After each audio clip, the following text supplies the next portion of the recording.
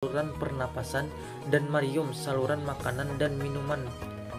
Kemudian yang kedua, hewan yang disembelih dalam keadaan hidup, hayyah mustaqirah, semenjak awal sembelihan, yakni dengan gerak yang kuat setelah disembelih atau darah yang terpencar-pencar. Kemudian yang ketiga, hewan yang disembelih mati karena disembelih bukan dengan sebab yang lain. Dan yang terakhir, qasad atau niat, ketika menyembelih baik hewan yang muqaddar dapat dikuasai atau ghairu muqaddar tidak dapat dikuasai. Kemudian syarat orang yang menyembelih, yang pertama beragama Islam, yang kedua mampu melihat. Selain mengatur tentang orang yang berhak menjadi pemburu hewan, ulama fikih juga mengatur tentang alat yang boleh dipakai untuk berburu.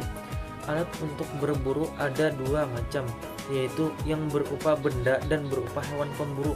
Alat buru yang berupa benda juga dibagi menjadi dua, yaitu benda tajam dan benda tidak tajam.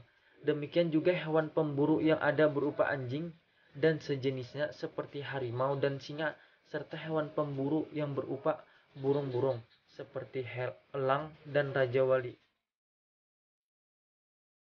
Kemudian halal memakan binatang buruan yang dibunuh oleh binatang yang dapat melukainya, umpamanya dengan buruan anjing, macan, macan tutul, buruan kausar, dengan syarat bahwa semua binatang itu terlatih dengan baik, maka barulah halal memakan buruannya.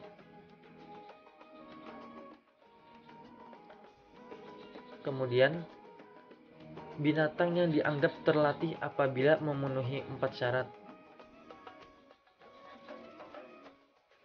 Yang pertama, dilepaskan dan mengejar binatang buruan dengan diperintah oleh pemiliknya. Yang kedua, berhenti ketika diperintahkan berhenti oleh pemiliknya, sekalipun dalam keadaan lari mengejar binatang buruan. Yang ketiga, digigitnya sampai pemiliknya datang, maka binatang yang ditangkapnya dilepaskannya dan ia tidak memakan sedikit jua pun terhadap daging atau kulit bagian tubuh binatang yang ditangkapnya.